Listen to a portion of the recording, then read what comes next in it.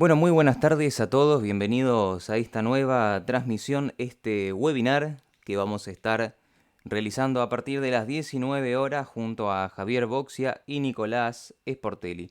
Les damos la bienvenida, mientras tanto dejo presentar a mis compañeros y vamos chequeando audio y video. Bueno, muy buenas Hola tardes a todos, Nacho, ya bienvenidos estamos a ahí en esta vivo. nueva Así transmisión, es. Este webinar que vamos a estar Bueno, ¿cómo están? realizando a Queríamos partir de saludar las desde 19 Estudio horas 41 junto a Educación. Javier Estamos súper contentos de toda la gente que se sumó webinar, cómo lograr un buen sonido, las ideas versus las prácticas. Vamos a estar charlando un poco y adelantando lo que van a ser nuestros cursos de sonido, que después del webinar vamos a subir a nuestro Instagram las fotos para que puedan ver y bueno, y chusmear un poco de qué se trata nuestros cursos de sonido, ¿no es cierto?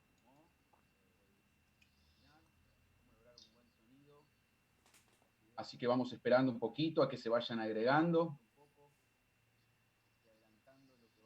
¿Cómo andás, Nico? ¿Cómo te va? Javi, estás, ya estás ahí, buenísimo, bien, todo Estoy bien, acá, ya estamos. Saludos a bien, toda la bien, gente qué que nos suerte. sigue. Vamos a charlar un poquito de sonido. Qué tema, tema amplio y largo, pero bueno. Amplio y largo y aparte terrible, ¿no? La duda siempre, ¿no? Cómo lograr un buen sonido desde la planificación hasta el show, ¿no? Un camino extenso, Uh-huh. difícil, con Sí, tanta tecnología y con tantos elementos que te da la tecnología hoy en día, ¿no? sí, la verdad que sí. Es todo un gran proceso también. En un punto está bueno nosotros para los que nos están mirando, planificamos e hicimos el curso pensando en eso, ¿no? Como toda una cadena desde la pre y la postproducción de lo que sería un sonido, ¿no? Tanto para el músico o para el técnico, ¿no? Que son dos que, o sea, ¿no? Están todo el tiempo trabajando juntos, pero son dos polos en un punto casi que Claro, opuesto. claro, hay que tratar de unar esfuerzos, pero la verdad que está pensado de dos lugares distintos, ¿no? El músico ya está pobre, saturado con su ejecución musical y encima tiene tratar de sacarle ese peso de ver si su audio de su set funciona correctamente y es el que pensó cuando hicieron los temas o cuando reproducen temas. Entonces, digamos que son dos caminos diversos llenos de problemas, pero bueno, vamos a tratar de sacarles todas las dudas que Todas las dudas. podamos. Exactamente. De eso vamos a estar charlando, adelantando un poco hoy. Así que cuando Nacho ahí nos diga, no sé si tenemos alguna persona, algún saludo o algo. Tenemos algunos saluditos de personas que se van sumando a este formato de vivo. Guillermo Bernabé dice hola. Tenemos manitos arriba, saluda a Paula Boxia, Luli Camacho, Cristian, Alejandra Aguerre, Luli Cuervo, Andy, Tomás Bagli y se sigue sumando gente a este webinar que vamos a estar en principio desarrollando hasta las 20 horas del día de hoy. Nacho, Genial. Sí, te agrego una persona que veo acá, que es Adrián Courián, sí, ahí que va. es un gran operador de sonido, es un amigo personal, es el operador de sonido de la Cámara de Diputados de la provincia de Buenos Aires, que el otro día lo vi, que estaba el viernes pasado y no lo pude saludar, es un gran amigo mío de corazón, así que le mando un gran abrazo. Un saludo entonces grande para él y para Juan Isaulo, gran músico que tenemos acá en la ciudad de La Plata, que veo que se acaba de sumar. Que es un gran operador de sonido, es un Hermoso. amigo personal, es el operador de sonido de la Cámara de Diputados de la provincia de Buenos Aires, Bueno, que lo podemos vi, que empezar a estaba aprovechar entonces, el viernes pasado y no lo pasados pude los saludar. primeros 5 minutos de esta transmisión, este webinar que estamos acá el día viernes cerrando semana de cara a las vacaciones de invierno, con la participación de todos ustedes que como siempre agradecemos que nos acompañen desde el otro lado de la pantalla. Así que, ¿qué les parece sin más si damos inicio al contenido que tenemos preparado para hoy? Pasado los primeros 5 minutos de esta Por supuesto. Perfecto. Empezamos. que estamos acá el día Bueno, viernes vamos a empezar cerrando semana voy de a cara comenzar a yo las con dar la vacaciones de idea invierno, teórica con la del participación de todos webinar que ustedes que como nos siempre compete en el día de agradecemos hoy. La que idea nos siempre acompañen es desde el otro lado de la cómo pantalla. lograr un buen sonido desde que uno se sienta a planificar un tema o a planificar una serie de temas desde el punto de vista del músico y nosotros, los sonidistas, de cómo llevarlo a cabo y cómo amplificarlo, ¿no? Siempre nos estamos refiriendo, obviamente, al refuerzo sonoro, que es el sonido en vivo, ¿no?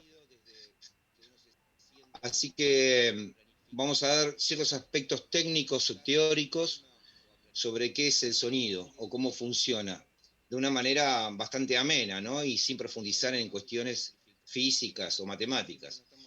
Nosotros tenemos que tener en cuenta siempre, siempre, que el trabajo del sonidista o el trabajo del refuerzo sonoro es una cadena de elementos que está entre la fuente, que es el grupo de música en este caso, pero también puede ser un orador o puede ser otro tipo de fuente de sonido, y el público, ¿no? Entre ese espectáculo o ese show y el público estamos nosotros trabajando en el medio, ¿no? Y poniendo el equipamiento necesario y adecuándolo de tal manera de que al público le llegue la información que se le está brindando desde la fuente de sonido, que vamos a poner como ejemplo los grupos musicales. Bien, esa cadena que va en el medio se da por una razón sencilla, que hoy en día no se puede hacer acústicamente la reproducción de música para llegar al público necesario. Digámoslo de otra manera, en un teatro acústico, o en la antigua Grecia, cuando comenzaron con la acústica y desarrollar las acústicas de los teatros al aire libre, no había amplificación y por ende tenían que llegar desde una formación artística a tanta cantidad de espectadores.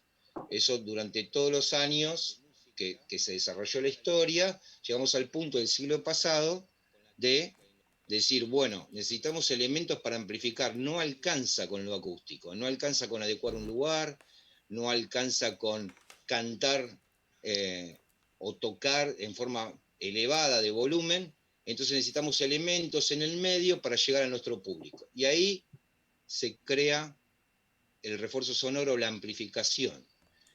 ¿Qué es esto? Simplemente son elementos que tienen que tomar una señal o varias señales desde sus fuentes y llegar al público con volumen necesario o presión sonora en los términos técnicos puros, presión sonora necesaria para que realmente disfrutar ese espectáculo. Eso se llama cadena de sonido y nosotros empezamos con las tomas de sonido, que es tratar de lograr una captación del audio del grupo de música, como ejemplo, vuelvo a decirlo, de la manera más exacta posible, ¿no? Esa toma de sonido que debemos desarrollar, que si alguien ha escuchado o ha visto videos de los Beatles en la década del 60, usaban muy poca microfonería, digamos, el micrófono es el elemento por el cual yo hago una toma de la fuente, ¿no? Entonces ustedes han visto a los Beatles tocar en una batería con 5 micrófonos, más uno, más dos en las voces, pocos elementos, pocos micrófonos, porque no había la tecnología que hay hoy. Hoy lo que hacemos es poner múltiples micrófonos para facetar la toma lo más posible y ser más exactos. Digámoslo de otra manera, para ser claro. Si yo pongo un grupo de música arriba de un escenario y le pongo un micrófono en altura, tengo que elevarlo de altura muchísimo para tratar de captar todo ese abanico de instrumentos y de sonoridad que tienen los instrumentos que después Nico le va a explicar. Ahora bien, esa información va a venir con desfasajes de tiempo y va a venir captando campo acústico, que no es lo deseado. Lo mejor sería bajar y poner varios micrófonos sobre la fuente tratando de evitar el campo acústico, ¿no? Entonces, cuanto más micrófonos tengamos y más facetada sea la información, más fidedigna va a ser el final de la cadena de sonido, ¿sí? Obviamente el micrófono no es el único elemento por el cual yo tomo fuentes. Hay un pequeño aparatito que se llama caja directa, que yo tomo fuentes eléctricas, como por ejemplo una guitarra eléctrica, o por ejemplo un keyboard, un teclado, donde yo no puedo poner un micrófono porque ese instrumento no tiene sonoridad acústica. Ahora bien, si yo hago este ejemplo, digamos, es para que ustedes se den cuenta, Si yo hago un plano con pocos micrófonos, yo voy a tener la imagen difusa desde el punto de vista del sonido, y si yo pongo muchos micrófonos y con poco campo acústico, voy a tener una imagen facetada, fidedigna, pero aparte muy precisa sobre los sonidos del instrumento. Un ejemplo, digamos, siempre me viene a los sonistas, nos viene a la cabeza la batería, porque es apasionante hacer el sonido de la batería, porque tiene diferentes elementos dentro de un instrumento, y uno me dirá, bueno, dependiendo del estilo musical, yo puedo poner 4 micrófonos y más o menos la batería se va a escuchar. Bueno, pero si yo le pongo 12 micrófonos, la batería se va a escuchar mucho mejor. Ahora, hay una cuestión cultural también. Si yo voy a representar un jazz de los años 50 y 60, voy a tener que tomar un poco de campo acústico y menos tomas puntuales, porque la gente lo tiene ya desde el punto de vista cultural, que eso funcionaba y se escuchaba de esa forma. Así que la música moderna, por decirlo, si no tengo que volver y recrear décadas anteriores, es una imagen sobre micrófonos puestos exactamente sobre los instrumentos acústicos y cajas directas sobre los elementos eléctricos, como para hacer esa toma. Ahora bien, cuando tengo toda esa toma, tengo un montón de informaciones, un montón de informaciones. Yo la verdad que de esas informaciones tengo que llegar a un producto, tengo que poner un gran embudo, le digo siempre en mis clases. ¿Por qué? Porque el producto tengo que ir de más a menos a lograr algo coherente, que es como si el público lo escuchara sin amplificación, ¿no? Si uno de ustedes se pondría a 3 metros del grupo musical, bueno, yo tengo que tratar de emular esa situación. Entonces, mezclo un montón de informaciones y saco un producto. Ese producto es un producto, para que escuche el público, que en realidad son dos formados por una matriz. Esa matriz es famosa porque se llama estéreo, ¿sí? Obviamente eso es así porque los seres humanos somos receptores estéreo. Entonces, al ser receptores estéreo, necesitamos las dos informaciones. ¿Y por qué es una matriz? Porque contiene mucha información muy, muy conocida entre uno y otro, muy pareja, con pequeñas diferencias, que es lo natural que sea así. Esa información de L y R, le decimos nosotros, estéreo, tiene que llegar al público porque el público es receptor estéreo. Entonces, hice muchísimas tomas de sonido y las debo achicar a una información de matriz L y R.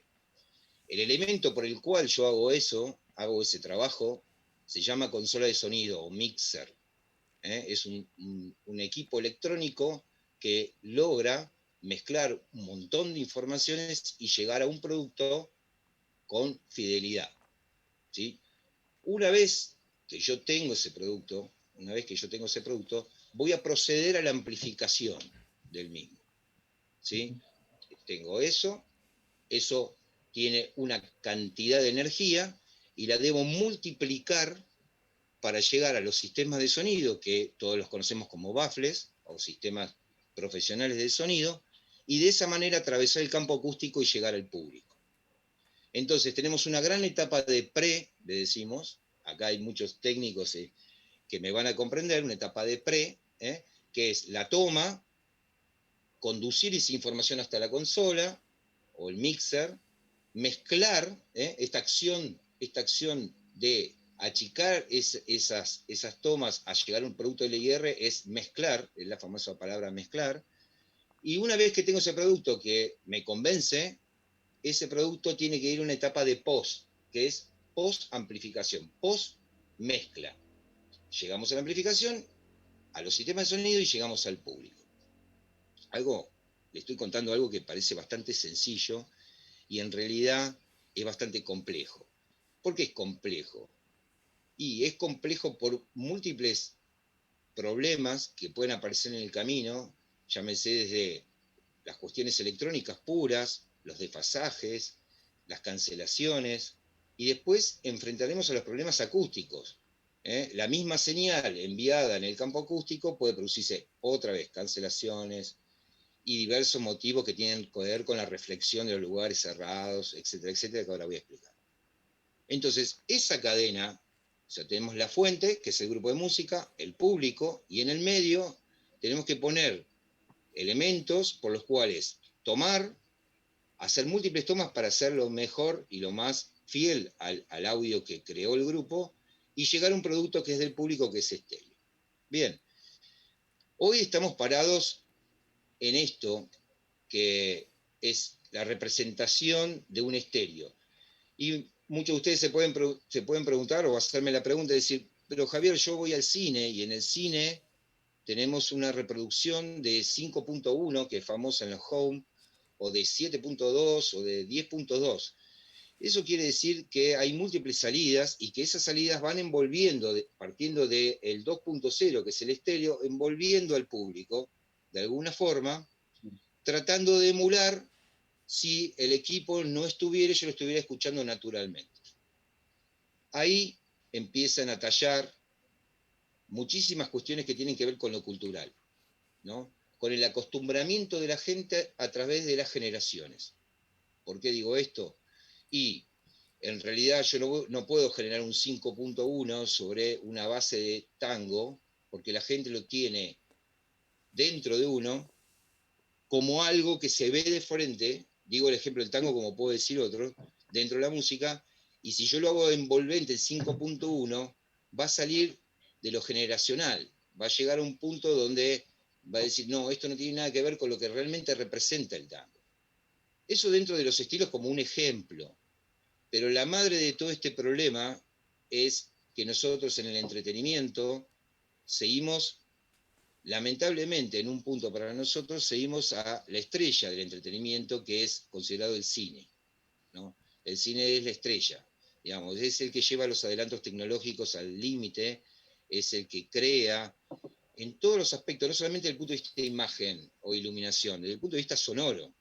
Entonces hoy un cine está preparado para 5.1, para hasta 12.2, etcétera, etcétera. Pero ¿qué pasa? El producto que exhibe el cine es una película, y la película está probado que el público quiere pertenecer a la escena. Al público al que pertenecer a la escena quiere estar dentro de la escena.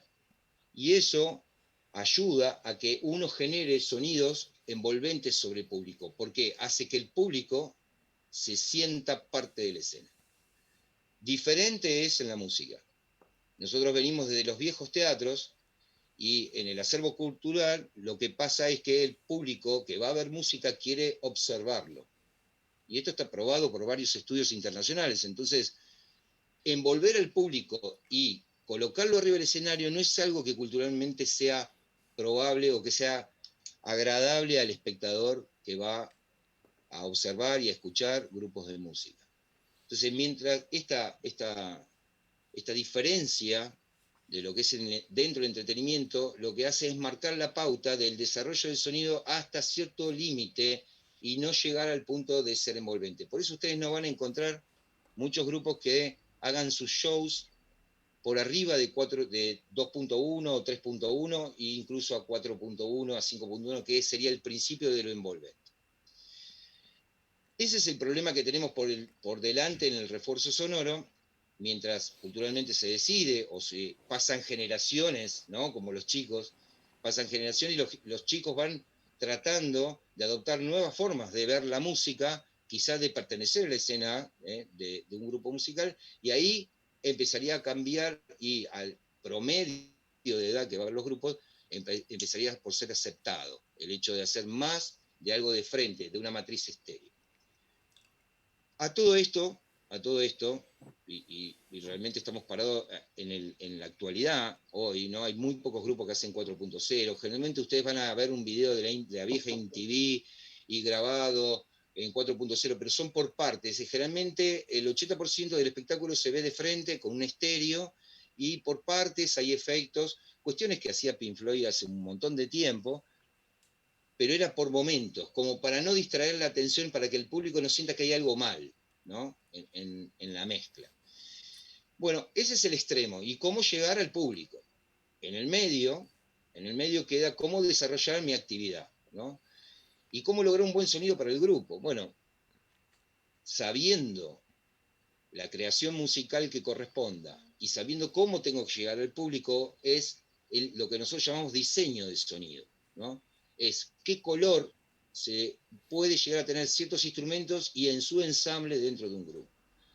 Y ahí vienen un montón de problemáticas que después los chicos van a comentar, pero no debemos desatender desde lo técnico. ¿Por qué digo esto? Porque hay cosas que son posibles técnicamente y hay cuestiones que no son posibles técnicamente.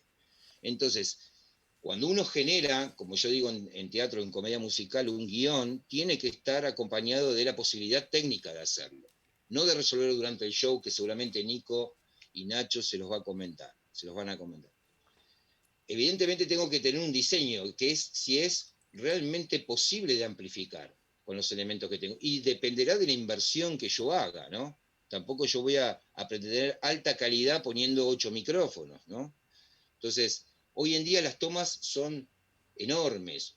Piensen ustedes que un grupo de alto nivel de la Argentina maneja 46 canales, 40, 42, 56. Estamos en esa cantidad. Un show internacional de alto desarrollo tecnológico está usando arriba de 100 canales. Entonces, las tomas son múltiples, muy exactas y hay que mezclarlas muy bien. Ahora bien, esa es la matriz de nuestro trabajo. Y por último, para estar más allá de los detalles, el sonidista debe generar una vuelta de esa información arriba del escenario que se llama monitoreo, y ese monitoreo debe ser lo más preciso posible para que el músico realmente me entregue lo mejor de sí. Si alguien me pregunta a mí, y voy redondeando, ustedes chicos dirán cómo estoy con el tiempo, si yo realmente en un punto tengo que comprar 4 baffles, poner 2 al público y 2 en el monitoreo, ustedes van a hacer la misma elección que hice yo durante años. Voy a comprar los mejores baffles para el público y los peores para monitoreo. Bueno, la verdad que la tecnología, la teoría y en esta ciencia es exactamente al revés. Hay que poner los mejores baffles hacia adentro y no tan buenos hacia afuera. ¿Por qué? Por 2 razones sencillas. Primero, el oído del músico es mucho mejor que el oído promedio de público que vamos a tener. Y segundo, cuando yo más fiel sea hacia adentro, ¿no? Más fiel sea hacia adentro en la información, menos cambios me va a producir el músico dentro de su show. Y más puro va a ser el sonido que salga. Ese principio, que es el principio de monitoreo, se llega al final de nuestra carrera, que es ser operador de monitor, algo que realmente es muy apasionante y mucho más complicado de hacer que sonido para el público. ¿Por qué? Porque yo en el público tengo el famoso LIR, escucho lo que viene, mezclo y, bueno, sacar un producto. Pero adentro del escenario tengo múltiples informaciones que no escucho y que llegan a un oído que es superior, ya sea por calidad o sea por desarrollo, que es el del músico. Esta es la idea general del refuerzo sonoro. Generar una cadena de sonido que tenga toma sobre la fuente, que llegue muy bien al público, que sus baffles estén bien orientados, que no tengan reflexión, etcétera, etcétera, y genere una vuelta de ese audio tomado de los micrófonos hacia el músico para que el músico pueda escuchar realmente a un nivel superior al sonido propio de su instrumento, porque realmente necesita escuchar otras partes del ensamble musical. Bueno, no me quiero extender mucho, tengo a mis colegas y amigos listos para esto, así que mi parte y mi conclusión es, para diseñar el sonido, hay que sentarse primero, saber lo que voy a producir, saber si tengo los elementos para producir ese audio que necesito y llevarlo a cabo por medio de una cadena lo mejor posible, lo más cercana a la fidelidad que yo quiero para mi grupo. Bueno, eso es todo y seguimos con los chicos.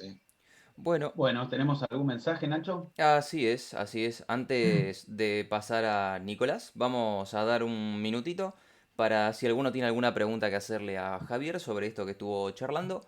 Mientras tanto, que vayan haciendo preguntas, yo voy a ir leyendo las personas que se fueron sumando. Saluda y se Dale. suma Travis Ravena, Laura Tirotti y Luis Orueta, que también nos comenta, doy fe que Javier es un as haciendo monitoreo. Nunca me escuché tan bien y con tan buena calidad. Muchas gracias, Luis, muchas gracias. Así que bueno, podemos pasar a Nikos si querés plantear tu temática. Sí, dale. Bueno, con respecto a lo que explicó Javier, nos hizo una breve o también un poco larga descripción de lo que es la cadena de sonido. Lo que yo voy a tratar de sintetizar es desde la parte del escenario, si bien desde la parte del músico, como dijo Javier, para que la cadena de sonido desde el principio hasta el final se cumpla, tiene que haber una pre y postproducción, que para eso nosotros pensamos lo que es el curso de sonido para músicos. Vamos a estudiar la cadena de audio, pero nos vamos a centralizar en pequeñas cuestiones en cuanto a la musicalidad sería. El fin sería tener un criterio y un diseño de sonido pensado desde la pre hasta la postproducción, que sería básicamente desde el ensayo, la prueba de sonido y el show. Para eso tenemos que cumplir y saber, vamos a estudiar toda esta serie de ítems que estuvo nombrando Javier para poder, por así decirlo, perfeccionar o profesionalizar lo que sería nuestro audio. Voy a hacer unas breves, voy a nombrar algunas cositas, nos vamos a hacer bastante hincapié en lo que sería el set de instrumentos, cómo se conforma, cómo se posicionan, vamos a hablar también de, bueno, el set de instrumentos rítmicos y grabados, que serían, bueno, las pistas, al cual ahora le voy a dedicar un ratito. Y después, por otro lado, tenemos los instrumentos armónicos y melódicos. Vamos a ver cómo se posicionan, como dije, en el escenario, cómo se clasifican, cuáles son sus propiedades. No creo que tanto físicas, pero un poco por arriba.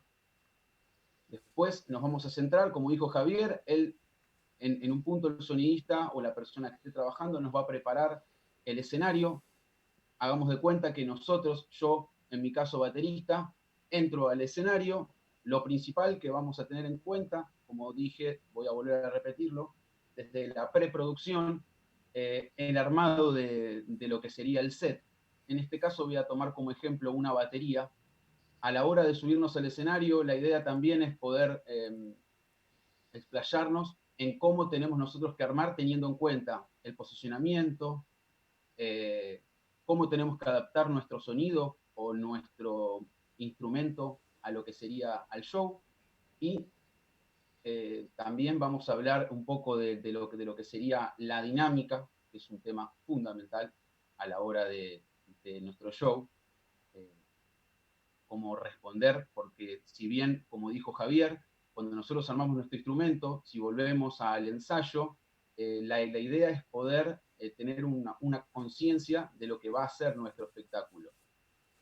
Poder tener todo resuelto desde la dinámica, desde cómo vamos a poner los micrófonos, desde el seteado del backline, de cómo ejecutar nuestro instrumento, afinación, cómo preparar, en este caso podría decir, alguna pedalera, nuestros equipos, para que el trabajo del sonidista sea más fácil y que también nuestro sonido o nuestra idea que nosotros queremos llevar a nuestro espectáculo sea posible y que el sonidista pueda lograr toda esa cadena de audio.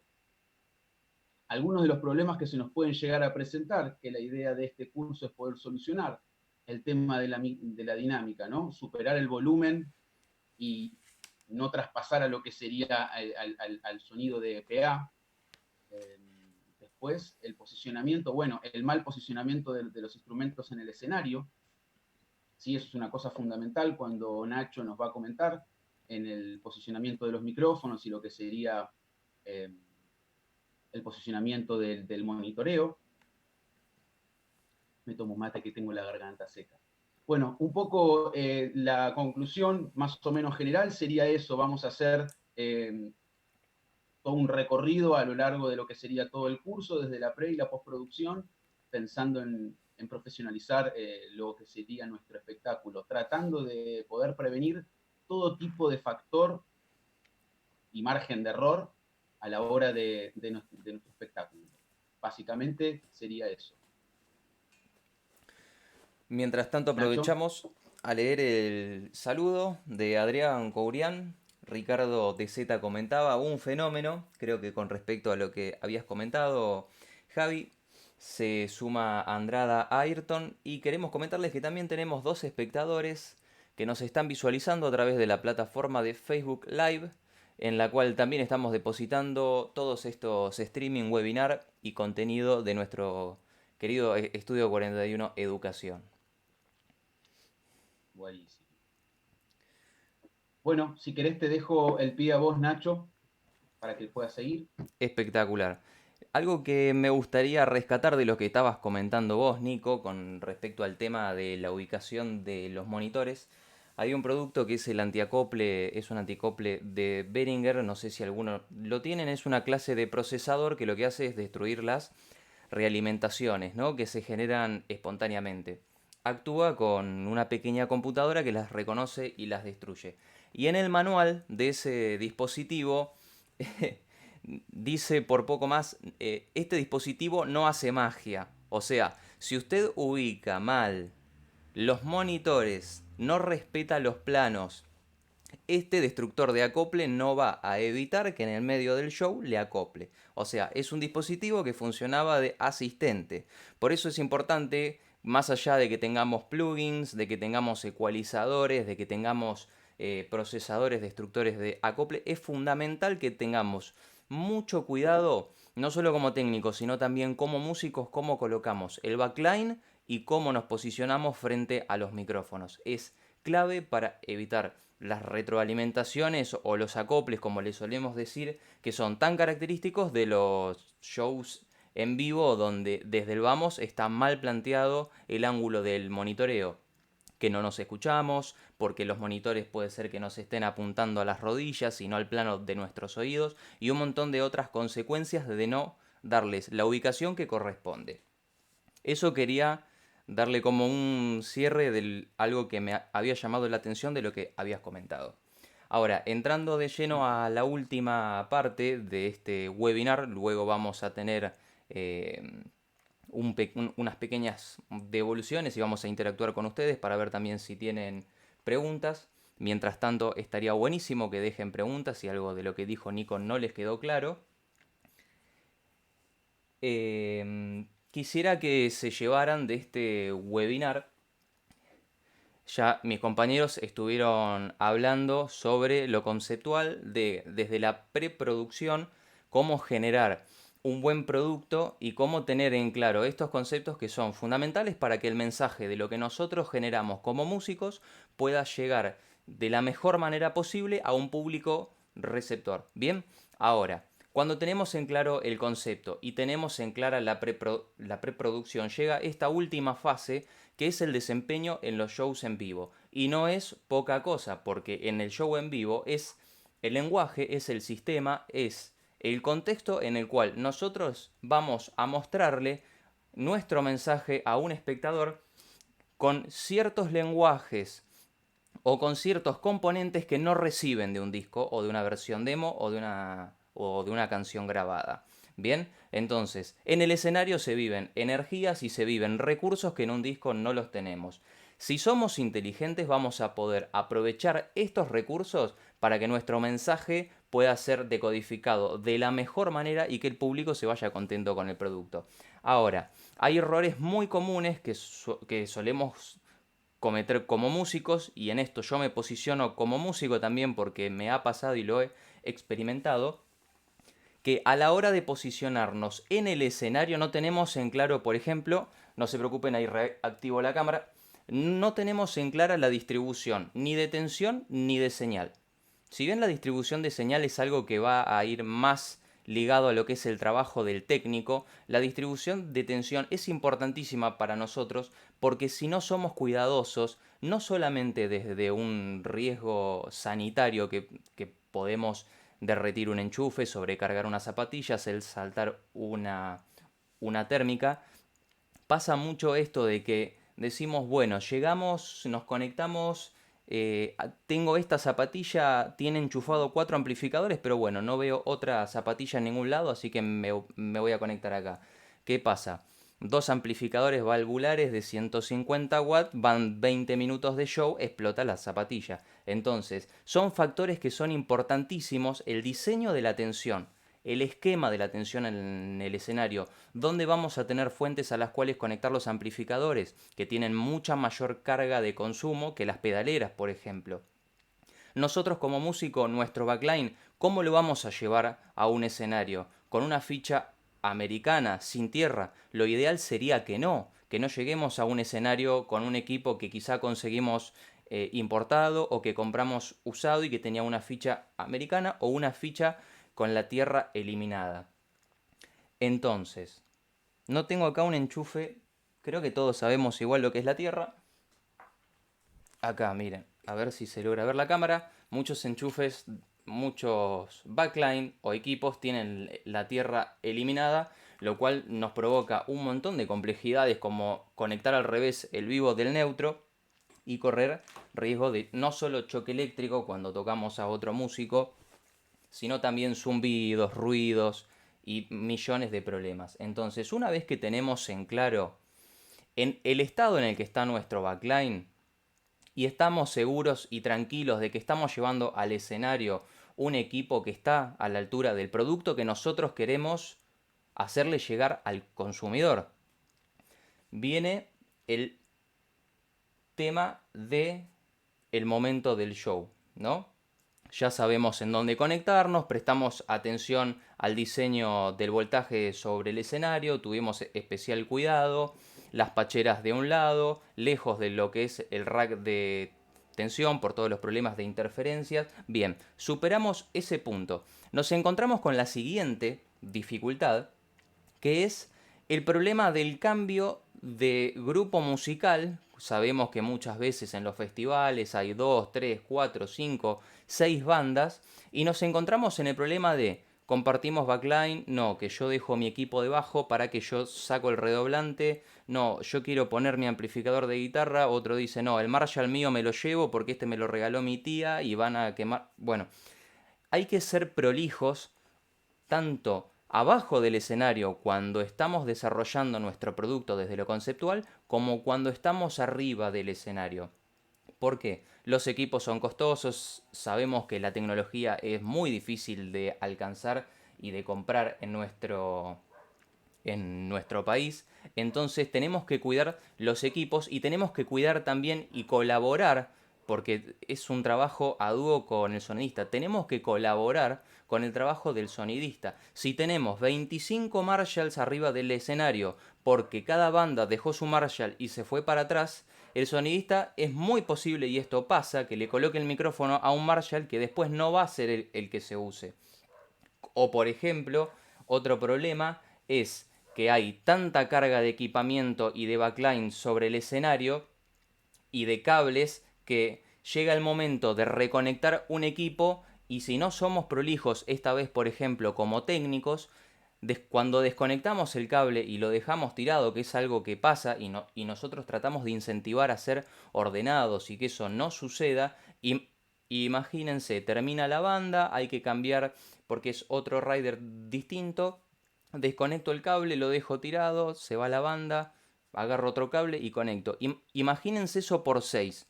Imagínense en un festival después de esas 6 bandas, hay 6 cables tirados que no sabemos a qué pertenece, a qué canal de la pachera, si están conectados, si no están conectados, si están defectuosos. Entonces, esto es un pacto músico-sonidista en el cual los dos tienen que trabajar codo a codo para mantener la prolijidad, no solo desde un punto de vista estético, sino desde un punto de vista práctico y de funcionamiento operativo del escenario. ¿Bien? Bueno. Otro punto de lo cual quería que se lleven, ya una vez que tenemos en claro la distribución de tensión, el estado de nuestros equipos, cómo llegamos al escenario, acomodo acá la cámara un segundo, cómo llegamos al escenario y cómo funcionamos y convivimos sobre el escenario, no solo con las demás bandas, sino con el sonidista, estaría buenísimo tener en cuenta cómo integramos, que esto vuelvo un poquito a lo que decía Javier al principio, cómo integramos y cómo interactuamos con el público del otro lado del escenario. ¿Y por qué digo del otro lado del escenario? Porque hay una barrera de información, podríamos decir, que divide el auditorio en dos partes. La parte del escenario donde vamos a tener una información completamente distinta a la parte del auditorio en donde está el público que nos recibe. Bien, esto parece una obviedad, pero al momento de estar el show desarrollándose, van 10 minutos, ya pasaron las 2 primeras canciones, y algo que pasa mucho, corríjanme si no sucede, es que levanta la mano el cantante o cualquiera de los músicos y le pregunta a su gente cómo se escucha. ¿Y con qué nos encontramos? Que la persona que está sentada en el rincón dice se escucha demasiado fuerte los bajos. La persona que está sentada en la primera fila dice no escucho la voz, porque el sistema de PA no está lo suficientemente picado hacia el ángulo en donde está sentada esa persona y la voz pega, digamos, sobre la parte del público receptiva que está en el fondo del auditorio. Entonces, tenemos que tener mucho cuidado cuando interactuamos con el público y esperamos una devolución del público porque el público muchas veces no conoce dónde es el mejor lugar para ubicarse. Uno quizá como músico o como técnico busca el punto del FOH, el centro entre las informaciones del L y R, pero la verdad es que la mayoría de familiares, amigos y consumidores de nuestros productos no saben. Entonces es importante tener en cuenta porque si no se termina generando un feedback lleno de informaciones cruzadas en las cuales la banda no sabe si al técnico pedirle más bajo, más voces, menos bombo, o que el bajo suena así, o que la guitarra suena así. Bien, entonces, si estamos hablando de que el trabajo sobre el escenario es un pacto entre técnico y sonidista, tengamos cuidado cuando integramos al público a nuestras decisiones del producto que vamos a estar desarrollando. Bien, para eso contamos con el trabajo del técnico, que teóricamente tiene que estar posicionado escuchando el PA o recibiéndole en su defecto en los auriculares. ¿Por qué el público tiene tanto conflicto a la hora de recibir la información del L y el R? No es que sea gente con mala predisposición, es que nos encontramos, lamentablemente, es un desafío con receptáculos acústicos, boliches, bares, salones de fiestas, que no están preparados para el sonido en vivo. ¿Y a qué me refiero con que no están preparados para el sonido en vivo? Tenemos una mesa en el rincón o tenemos una mesa cerca a una parte de hormigón donde ese espectador seguramente reciba todas las reflexiones del sistema principal. Hay lugares que son con proporciones desmesuradas y en vez de tener el sonido distribuido tienen todo el PA acumulado en L y R sobre el escenario y nada más. Entonces, si sabemos como músicos o como técnicos que vamos a trabajar, ya sea desde lo técnico o como músicos mostrando el producto, en un lugar que no está acústicamente preparado, no solo tenemos que tener cuidado con la interacción y la integración del público, es importante que tratemos de anteponernos para prevenir las problemáticas acústicas que vamos a tener en el lugar y que nuestro mensaje llegue bien, haciéndonos la pregunta de ¿qué podríamos hacer para que nuestro producto le sirva al público, para que esta interacción sea fructífera? Y la respuesta es planificando. Bien, planificando a través de herramientas que nosotros vamos a estar profundizando en los cursos de Estudio 41, pero que me gustaría por lo menos que se queden con el concepto de que si tenemos un lugar con una acústica muy complicada, técnicos y músicos, no apuntemos el L y R a superficies que sean reflectivas, por ejemplo, en la enramada, digo por decir, o en algún salón cualquiera, el que ustedes conozcan, imagínense un salón que tiene mucho lujo y que tiene una pared o una mesada de granito o de mármol. Es una superficie súper reflectiva, entonces tengamos cuidado de orientar las cajas hacia el sector del público, darles el ángulo, buscarle la vuelta para no encarar de lleno esas superficies. Si tenemos un lugar gigantesco, no hagamos esta cosa tan característica que tratamos día a día de desacostumbrarnos de acumular parlantes, un parlante arriba del otro. Tenemos el L y R y hacemos como hacen los sonideros en México, que ponen parlante, parlante, parlante y es un edificio de parlante arriba del otro. Tratemos de descontracturar la cantidad de potencia acústica que tiene nuestro PA. Bien, distribuyamos el sonido. No generemos una presión desorbitante si sabemos que el oyente que está a 30 metros va a recibir primero un rebote que nuestro PA, porque no va a entender la voz, no va a entender la música, ni la definición del bajo, ni absolutamente nada de nuestra información. Entonces, en ese caso, brindémosles la posibilidad de acercar, ya sean delay towers o parlantes distribuidos en el predio, si son predios grandes, si son lugares chiquitos, algún área con un pequeño demorado, brindémosle la opción de tener una fuente acústica cercana para que pueda recibir nuestro producto original y no las irradiaciones del entorno acústico como los rebotes de las paredes o el techo o el suelo. Bien, esto era más o menos lo que a mí me interesaba que se llevaran de toda esta información que estamos dando en este webinar el día de hoy, en el que también estamos presentando los cursos que vamos a estar llevando adelante con Estudio 41 durante todo este segundo semestre a partir de agosto. En estos cursos vamos a estar profundizando sobre estos temas y brindando nuevas herramientas sobre lo que consideramos que es el trabajo del músico y el técnico. ¿Sí? Son herramientas que nos permiten tratar de encarar el trabajo desde un punto más profesional y fructífero para que el producto, tanto músico como técnico, sea vendible, sea comercializable y esté a la altura de las necesidades que nos exige un mercado cada vez más exigente. En estos últimos 5 minutos, vamos a saludar a las personas que se han ido sumando. También si tienen alguna duda pueden ir comentándolas en el chat de Instagram y en la plataforma de Facebook Live. Mientras tanto voy sumando, se ha unido Emi Sagasta, Ajá. Cecilia en La Plata, Pablo Rasmussen y Ricardo de Z pregunta: ¿el retro te recorta un montón de frecuencias? No sé si le quiere El contestar retro. alguno. ¿Querés No contestarlo vos, entiendo, Javi? no, habría que preguntar a Ricardo, un gran amigo y músico platense, no sé qué se refiere con el retro, pero ahora le preguntamos, seguramente nos va a escribir. Bien, Mm. bien, bueno. Ahí está Pablito Rasmussen, sonidista de Necochea, cerca de Necochea, que es un exalumno de la EMU y de donde nosotros todos participamos durante años, ¿no? Mucha gente del EMU. Bien, acá tenemos dos consultas. Dice Paula Buxia, muy práctica la charla, muchísimas gracias. Y dice Ann CHZ, ¿qué significa PA?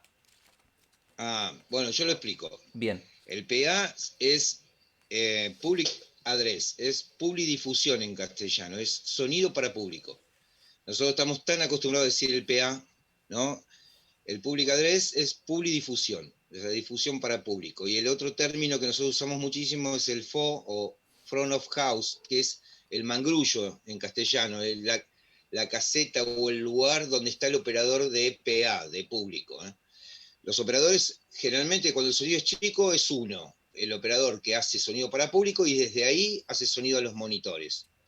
Y cuando es más complejo y suma más mezclas que 4 o 5 mezclas, hay un operador de monitores arriba del escenario y uno en el público. El lugar donde está el operador de público se llama FO o Front of House. Bueno, bien. sonido para público, dice Luli Camacho. Exactamente. Lo que pregunta Ricardo DZ, Dice Ricardo para sacar los sí, acoples, dice, ¿no? sí, sí. Realmente Pero, son equipos que recortan frecuencia, te las anulan, porque si no son equipos sumamente profesionales o que trabajen en las mejores condiciones, muchas veces se confunden los armónicos de los timbres de los sonidos o pequeñas frecuencias de ruido, se las confunde y te las recortan como si fueran realimentaciones. Así que sí, yo creo que sí, sí. Nacho, déjame agregar algo. Lo que yo le aconsejo siempre es que los sonidos naturales nosotros los mantengamos dentro de ese rango, lo más natural posible. Nosotros no, tenemos que tratar de ser un cristal transparente, que pase toda la información tal cual es, ¿no? Pero realmente si utilizamos equipamiento, lo que muchas veces logramos es deformar las señales originales. Entonces, en la cadena de sonido siempre tenemos que tratar de que ese sonido sea lo más puro posible. Nuestra misión es amplificar. Ahora, si podemos ayudar a esa señal por diversos motivos, lo ayudamos. Todos estos elementos, Ricardo, y como tanta gente nos pregunta, es todos los elementos que sirven para acotar el trabajo, si mi sonidista no vino, entonces lo hago yo, esto me saca los acoples, todo eso recorta señal. Recortar señal recorta información. Exacto. Entonces, si ese recorte de información puntualmente es la frecuencia de pico de alguno de los instrumentos, resulta que ese instrumento en la mezcla general no se va a escuchar. Eso, tengan cuidado cuando la gente pone muchos compresores, compuertas, el plugin, mete cosas y en realidad todo eso hace que el sonido no sea transparente y no sea nítido y puro. Que aparte es la tendencia de los años 2000, ¿no? El ser lo más, no tocar mucho las señales, tratar de no comprimir tanto, tratar de que sea limpio. Dice Guillermo Bernabé, muy didácticos muchachos. Y Luli Camacho refuerza Public Address System, también se lo denomina sistema de refuerzo para el sonido, en respuesta a la pregunta que habían hecho anteriormente. Perfecto. Bueno, Nico, ¿algo que agregar? No, bueno, invitarlos a que se comuniquen con nosotros, alguna duda que hayan tenido, que nos escriban a estudio41educación@gmail.com, o si nos quieren mandar a nuestro Instagram si algo no quedó claro o tienen alguna duda, que nos escriban. Estamos siempre activos en la página y si podemos ayudar, buenísimo. Nico, te voy a agregar lo último, primero en el homenaje de los tres y de todo Estudio 41, Sí. por el fallecimiento de Waldo Bradwayman, uno de los directores y dueños del EMU. Lamentablemente esta pérdida enluta a la ciudad y al país, un gran músico de jazz, un gran pionero de la educación, un día lo voy a contar, un gran pionero cuando todo el mundo no quería educar técnicos ni músicos, él se jugó y lo hizo.